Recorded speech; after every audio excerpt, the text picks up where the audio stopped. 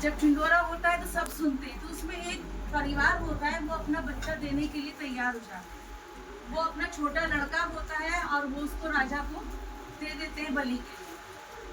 अब राजा का एक दिन निश्चित होता है कि जिस दिन उस बच्चे की बलि दी जाती है, सब क्रिया विरिया सब होती है, उस बच्चे को बलि के लिए तैयार किया जाता है। तब राजा उस बच्चे से पूछता है आपकी अंतिम इच्छा क्या है? तो वो बच्चा कहता है कि मुझे 4 घड़े मंगा दीजिए। बोले घड़े घड़े किस लिए? बोला बस मेरी यही अंतिम इच्छा है कि आप मुझे 4 घड़े मंगा दीजिए। राजा ने उस बच्चे को 4 घड़े मंगा कर दे दिए। उसने चारों घड़े अपने आगे रखे बच्चे ने और चौकड़ी लगा करके बैठ गया।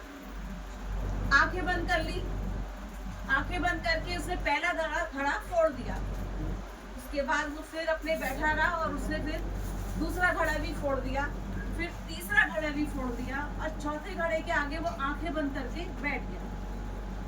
सभी को बहुत आश्चर्य हुआ कि ये बच्चा ऐसा क्या कर रहा है, इसकी बलि देने वाले हैं हम और ये क्या मतलब ऐसा कुछ कर रहा है। तो राजा ने पूछा तुम ये क्या कर रहे हो? बोला कुछ नहीं, मैं बलि के लिए तैयार हूँ, आप मेरी बलि दे सकते हो। राजा बोला पहले बताओ कि तुम ये क्या कर रहे थे?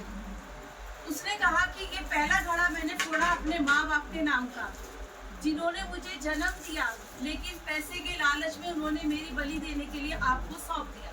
तो पहला संबंध मैंने अपने माँ बाप से तोड़ा और माँ बाप के नाम का घड़ा फोड़ा कि मतलब कैसे माँ बाप है जिन्होंने अपने बच्चे को दे दिया।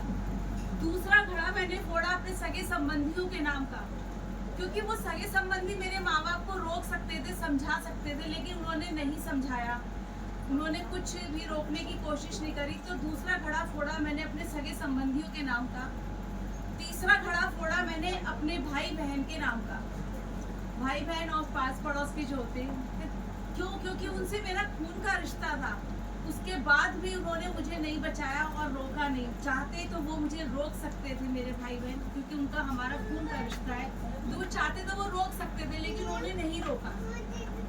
चौथे घड़े के आगे वो हाथ जोड़ के बैठ गया, इतने विश्वास के साथ बैठा, क्योंकि वो बोला ये चौथा घड़ा है मेरे परमात्मा का, क्योंकि मैं परमात्मा से अरदास कर रहा हूँ कि अब जो भी कुछ है अब आपके हाथ में, मुझे मेरी बलि चढ़वानी है तो बलि चढ़वा दो, और मुझे अगर लाइफ बख्शनी है तो आप लाइफ बख्शो। अब जो भी आप करोगे मेरे लिए वो बहुत अच्छा ही करोगे। आंटी अंदर बातें नहीं करो, जो भी करोगे आप मेरे लिए बहुत अच्छा करोगे। तो मैं परमात्मा से वही अरदास कर रहा था, वही प्रार्थना कर रहा था आंखें बंद करके कि हे मेरे मालिक, जो तेरी इच्छा हो अब आप वही करना। मेरी जिंदगी अब आपके हवाले है, मैं अब आपके हवाले। वो एक विश्वास था उस बच्चे का कि मुझे परमात्मा बचा लेगा, और वही विश्वास जो है हमें परमात्मा के साथ जोड़ना होता है।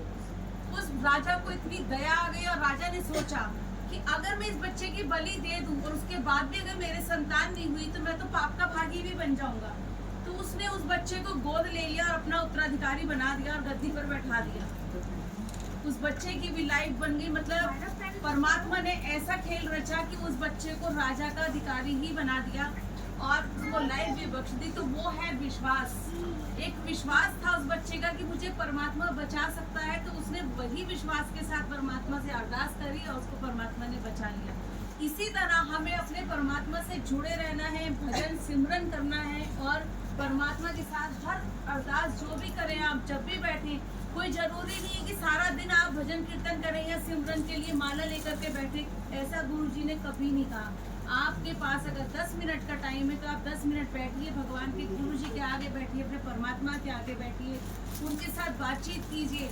आप देखोगे, आपको लगेगा आपके हर सवाल का जवाब मिला। ये शब्द वाणी जो चलती है ये भी इसीलिए चलती है कि जब आपके मन में कोई क्वेश्चन आंसर होते हैं तो गुरुजी उसका आंसर जरूर देते हैं, और देते शब्द वाणी के थ्रू। तो हमेशा हम इसीलिए कहते हैं शब्द वाणी बहुत ध्यान से सुनिए, क्योंकि उसमें आपके सारे सवालों के जवाब छिपे होते हैं। यही हमारा मालिक करता है, सबको लाइफ बख्शते हैं। विश्वास के साथ आप भजन सिमरन कीजिए, परमात्मा के साथ जुड़िए, क्योंकि हमारी अगर 5 मिनट की भी हमारे पास टाइम है तो 5 मिनट भी अगर आप भगवान को देते हैं तो वो बदले में उसके आपको बहुत कुछ देंगे। वो आप सोच भी नहीं सकते। हमारी सोच बहुत छोटी है, परमात्मा बहुत दूर तक सोचता है।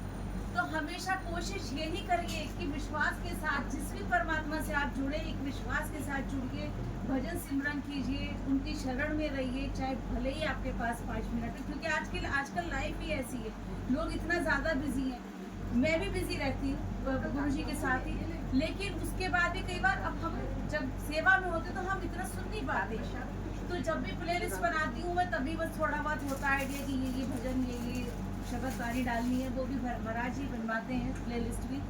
लेकिन बस मेरा इतना ही है, जब मैं बिस्तर में रात को सोती हूँ तब 5 मिनट जरूर देती हूँ गुरुजी को, और उनसे सारा दिन जो भी करती हूँ उसकी माफ़ी मांगती हूँ कि गुरुजी कोई भी जाने अनजाने आज दिन भर में अपराध हुआ हो, किसी का मेरी वजह से दिल दुखा हो, तो उसके लिए मुझे क्षमा करना। तो वो एक हमारी छोटी सी वो जो 5 मिनट की होती है ना, वो भी महाराज सुनते हैं, वो भी परमात्मा सुनता है। आप बिस्तर पे जब रात को लेटते हो तब भी आप सारा दिन के लिए परमात्मा से माफ़ी मांगे कि आज हमने जो भी दिन हमारा बीता है, अगर बुरा बीता है तो भी, अच्छा बीता है तो भी, वो सब आपकी मर्जी से ही बीता है। तो उसके लिए जो भी हमने अपराध किए तो उसके लिए क्षमा करना, और जो भी अगर आपका दिन बहुत अच्छा बीत रहा है तो उसके लिए शुक्राना कभी करना मत भूलना। हमेशा परमात्मा का शुक्राना कीजिए। सुबह उठे तो भी परमात्मा का शुक्राना कीजिए कि आज तूने मेरा एक दिन और मुझे बख्शा, उसके लिए बहुत बहुत शुक्राना। आज का दिन मेरा बहुत अच्छा बीते, ऐसी अरदास करना गुरुजी से, आप देखना आपका दिन बहुत अच्छा बीतेगा।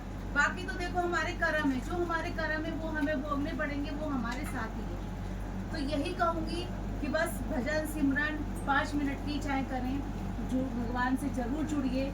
जय गुरुजी, शुक्राना गुरुजी की सभी संगत का बहुत बहुत शुक्राना जो इतने ध्यान से सत्संग सुना, क्योंकि सत्संग तो बहुत सारे सुनाने के लिए, बट सत्संग में कम सुनाती हूँ। वो इसलिए जब हम सत्संग सुनाते हैं, मैंने लोगों को देखा है जब लोग सत्संग शेयर करते हैं ना तो लोग आपस में बातें करने लगते हैं। क्यों? क्योंकि जब तक आपके साथ चमत्कार नहीं होगा तब तक आपको यकीन नहीं होगा कि ये ऐसा भी होता है।